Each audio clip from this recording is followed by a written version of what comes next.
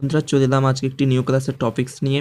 বন্ধুরা আজকের এই ক্লাসে কিন্তু আমরা মাধ্যমিক 2026 সালে যেই সম্রাট এক্সক্লুসিভ সাজেশনস বুকটি বেরিয়েছে সেই বইয়ের আমরা জীবনবিজ্ঞান বইটির আজকে প্রথম যেই চ্যাপ্টারটি রয়েছে যদি আমরা খুলে দেখি, প্রথম চ্যাপ্টার আমাদের রয়েছে জীবজগতের নিয়ন্ত্রণ ও সমন্বয়।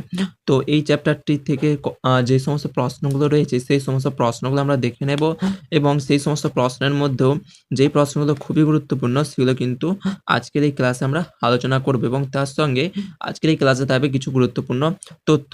অনেকে আমাকে কমেন্টে জানিয়েছিলে যে প্রতিটা সাবজেক্ট অনুযায়ী ওই প্লেলিস্ট বানাতে। আমি কিন্তু বন্ধুরা ইতিমধ্যেই প্লেলিস্ট বানিয়ে দিয়েছি, তোমরা চাইলে দেখে নিতে পারো।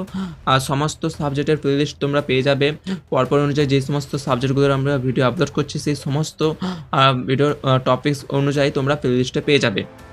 এবং জিজ্ঞাসা করেছিলে যে এই বইগুলোর মূল্য অনলাইনে কত। বলে রাখি বন্ধুরা, এই বইগুলো তোমরা একটি করে কিনতে চাইলে সেটা কিন্তু আর অনলাইনে পাবে না। তোমাদেরকে কিনতে হলে কিন্তু একেবারে 7টি বই একবারে কম্বো হিসাবে তোমাদেরকে নিতে হবে, তার মূল্য কিন্তু অনেকটাই বেশি। ফ্লিপকার্টে যদি তোমরা দেখো তো সেক্ষেত্রে তোমরা সেখানে প্রায় সামথিং 850 অর্থাৎ 850 টাকার কিন্তু ওপরে তোমরা কমসে কম, তার নিচে তোমরা পাবে না। আর এবারে জায়গা ভেদে একটু আলাদা হতে পারে, কিন্তু তোমরা দেখবে 850, 940 এইরকম করে কিন্তু দামগুলো রয়েছে। আর যদি আমরা অ্যামাজনে দেখি তা সেই ক্ষেত্রে কিন্তু একটু কম হতে পারে, ওই 750 থেকে 800-র মধ্যে হতে পারে। তবুও কিন্তু বন্ধুরা অনেক পরিবারের ক্ষেত্রে কিন্তু ওই টাকাটা কিন্তু অনেকটাই ম্যাটার করে। এমনকি অন্যান্য যদি তোমরা অ্যাপসগুলো দেখো তো প্রতিটা ক্ষেত্রে কিন্তু বইগুলোর মূল্য কিন্তু অনেকটাই বেশি। তাই বন্ধুরা যারা বইগুলো কিনতে পারবে ভালো, আর যারা না কিনতে পারবে কিন্তু তোমরা এই চ্যানেল থেকে প্রতিনিয়ত প্রতিটি সাবজেক্ট অনুযায়ী, প্রতিটি চ্যাপ্টার অনুযায়ী কিন্তু তোমরা একটি করে ক্লাস পেয়ে যাবে। আর বলবো না বন্ধুরা যে তোমরা বইগুলো কিনবে না, বইগুলো কিনতে পারলে তোমরা কিনে নিতে পারো। কারণ বন্ধুরা তোমাদের কাছে যখন বই থাকবে সেই বই থাকার মতো মূল্য কিন্তু তোমরা এই ক্লাসে পাবে না। বই থাকলে তোমরা ভালো করে পড়তে পারবে। আর আমরা যে এই ক্লাসগুলো দিচ্ছি এখানে অনেকে মোবাইলে বুঝতে পারবে না লেখাগুলো কী রয়েছে। তাই যদি বইগুলো কিনতে পারো অবশ্যই কিনে নেবে, আমি বারণ করবো না। বইগুলো খুবই ভালো, সমস্ত বই রিভিউ কিন্তু আমি তোমাদেরকে ক্লাস দিয়ে দিয়েছি, তোমরা সেগুলো পারলে দেখে নিতে পারো, অথবা এই ভিডিও ডেসক্রিপশনে লিঙ্ক থাকবে, সেখান থেকে তোমরা এই সমস্ত বই রিভিউ ভালো কি খারাপ সমস্ত কিছু আমি সেখানে কিন্তু জানিয়ে রেখেছি, তোমরা দেখে নিতে পারো। আজকের এই ক্লাসে আমরা দেরি করছি না, চলো শুরু করছি। আজকে আমরা লাইফ সায়েন্স মাধ্যমিকের প্রথম চ্যাপ্টার জীবজগতের নিয়ন্ত্রণ ও সমন্বয় এটি নিয়ে আলোচনা করব। আবারও বলে রাখি যারা বইগুলো কিনতে পারবে অবশ্যই কিনে নেবে। বই নিজের কাছে থাকার মতো গুরুত্ব আর কিছুই না বন্ধুরা। আর যারা কিনতে পারবে না বন্ধুরা তারা কিন্তু এই চ্যানেল থেকে কিন্তু তোমরা অনেকটাই সাহায্য পেতে চলেছো, যারা বইগুলো কিনতে পারবে না। আর যারা কিনতে পেরেছো তারাও কিন্তু এখান থেকে সাহায্য পাবে। তাই বন্ধুরা চ্যানেলে নতুন হয়ে থাকলে অবশ্যই সাবস্ক্রাইব করে রাখতে ভুলবে না। তো বন্ধুরা চলো শুরু করছি আজকের ক্লাসের টপিকস নিয়ে। আজকে আমরা লাইফ সায়েন্সের চ্যাপ্টার 1 জীবজগতের নিয়ন্ত্রণ ও সমন্বয় নিয়ে আলোচনা দেখতে হচ্ছে। চ্যাপ্টার 1 জীবজগতে নিয়ন্ত্রণ ও সমন্বয়, control and coordination in living organism. তো এক্ষেত্রে প্রথমেই সূচনা দিয়েছে, তোমরা এগুলো পড়তে পারো। আমি আর এখানে পড়ে শোনাচ্ছি না তোমাদেরকে, একেবারে আমি বিভাগ ক শুরু করছি। এইটা আমাদের পার্ট 1 ভিডিও, পার্ট অনুযায়ী আমরা কিন্তু এই চ্যাপ্টারগুলো শেষ করব। তো বিভাগ কতে দেখতে পাচ্ছ সমস্ত গুরুত্বপূর্ণ প্রশ্ন দেওয়া রয়েছে। আমি এখান থেকে কিন্তু সবচেয়ে গুরুত্বপূর্ণ কিছু প্রশ্ন রয়েছে, সেই প্রশ্নগুলো আমি এভাবে দাগিয়ে দেবো।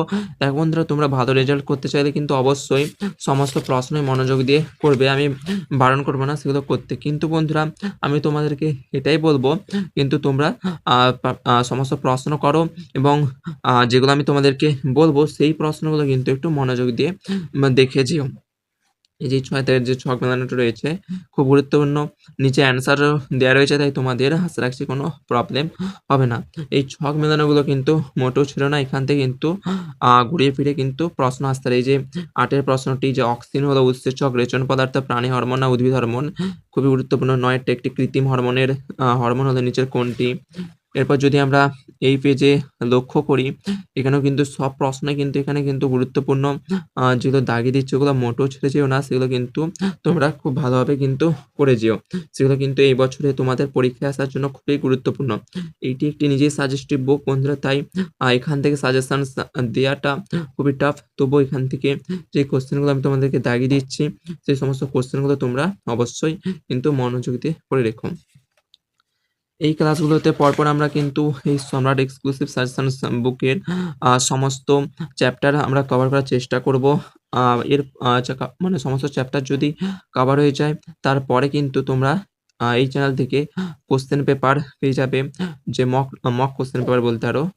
যে কেমন তোমাদের প্রিপারেশন হয়েছে সেই সমস্ত কিছু তোমরা মক টেস্ট পেপারে কিন্তু তোমরা দেখে নিতে পারবে। দেখতে পাচ্ছ সমস্ত প্রশ্নই কিন্তু এখানে খুব গুরুত্বপূর্ণ। এখান থেকে আর সাজেস্টিভ কিছু দেয়া নেই। যেগুলো আমি দাগিয়ে দিচ্ছি ওগুলো করবে, যেগুলো দাগিয়ে দিচ্ছি না ওগুলো কিন্তু করবে। এই যে দেখতে পাচ্ছ এখানে উত্তর রয়েছে। এরপর এখানে বিভাগ খ স্টার্ট হয়েছে। বিভাগ খয়ে কিন্তু শূন্যস্থান পূরণ রয়েছে। তোমরা দেখে নাও, আমি আর দাগিয়ে দিচ্ছি না। এগুলো কিন্তু খুব গুরুত্বপূর্ণ। তোমরা বাড়িতে বসে অবশ্যই প্র্যাকটিস করে নিতে পারবে। এখানে উত্তরও দেয়া রয়েছে, তাই তোমাদের কিন্তু কোনো মতে কোনো অসুবিধা হবে না। আবারও বলছি যে এখানে সত্য মিথ্যা যারা বইগুলো কিনতে পারো অবশ্যই কিনে নিতে পারো। বইগুলো থাকলে কিন্তু তোমাদের বেশি সুবিধা হবে। বারবার তোমাদেরকে ভিডিও থামিয়ে এগুলো প্রশ্নগুলো টোকার পর রেডি করা কিন্তু ওগুলো অনেকটাই কিন্তু লেবরিয়াস কাজ হতে পারে। তাই কিন্তু তোমরা অবশ্যই কিনতে পারলে কিনে নাও। না কিনতে পারলে কিন্তু একটু কষ্ট করে তোমাদেরকে এই প্রশ্নগুলো কালেক্ট করে তারপর তোমাদেরকে কিন্তু বাড়িতে বসে পড়াশোনা করতে হবে। উত্তরও দেয়া রয়েছে বইগুলো, তাই নিঃসন্দেহে কিন্তু বইগুলো তোমাদের পরীক্ষায় কিন্তু অনেকটা হেল্প করবে। এই যে এখানে বৈসাদৃশ্য বেছে নিতে বলেছে, উত্তরে দেয়া রয়েছে নিচে। এরপর সমানুপাত টাইপের প্রশ্ন তোমাদের লাইফ সায়েন্সে প্রায়শই পড়ে। সেই সমানুপাত টাইপের প্রশ্ন কিন্তু এখানে দেয়া রয়েছে এবং এখানে কিন্তু উত্তরও দেয়া রয়েছে। এরপর তোমাদের এখানে ছক মেলানো রয়েছে। ছক মেলানোটা তোমরা দেখে নাও। তো এখানে আমি দাগিয়ে দিচ্ছি না, সমস্ত ছক মেলানোই তোমরা একটু জাস্ট দেখে নেবে। প্রশ্ন কিন্তু এখান থেকে ঘুরে ফিরে আসতে পারে। তাই অবশ্যই মনোযোগ দিয়ে এগুলো কিন্তু একটু প্র্যাকটিস করে নিও। সমস্ত সাবজেক্টে কিন্তু তোমরা পরে সাজেশনস ভিডিও পেয়ে যাবে। সমস্ত চ্যাপ্টার অনুযায়ী আমি কিন্তু সাজেশনস দেব। ফাইনালি তোমাদেরকে সমস্ত বই থেকে কিন্তু ছোট প্রশ্ন, বড় প্রশ্ন সমস্ত প্রকার প্রশ্নের কিন্তু আমি তোমাদেরকে সাজেশনস দিয়ে দেব। তাই অবশ্যই চ্যানেলে নতুন হয়ে থাকলে অবশ্যই সাবস্ক্রাইব রাখবে সবার প্রথমে ভিডিওর নোটিফিকেশন পাওয়ার জন্য। দেখতে পাচ্ছি যে হরমোনের দুটি বৈশিষ্ট্য উল্লেখ করো। এগুলো কিন্তু খুবই গুরুত্বপূর্ণ। এই যে ৮ এরটা হরমোন ও স্নায়ুতন্ত্রের মধ্যে একটি সাদৃশ্য ও একটি বৈসাদৃশ্য লেখো। এগুলো কিন্তু মাস্ট গুরুত্বপূর্ণ। এই যে ৯ এরটা হরমোনকে রাসায়নিক বার্তাবহ বলে কেন? ১০ এরটা জিবরেলিন ও সাইটোকাইনের একটি করে কাজ লেখো। এই যে এগুলো। তারপর এই যে ট্রপিক চলন, ন্যাস্টিক চলন খুব গুরুত্বপূর্ণ কিন্তু এগুলা। অবশ্যই কিন্তু করবে। এগুলো আমি আর দাগ দিয়ে দিচ্ছি না তোমাদেরকে। যে উদ্ভিদ জরুরিকালীন হরমোন কোন হরমোনকে বলা হয় এবং কেন? এটা কিন্তু খুব গুরুত্বপূর্ণ। যে স্থানীয় হরমোন বিশেষ করে ১৬ টা FSH এর কাজ কি?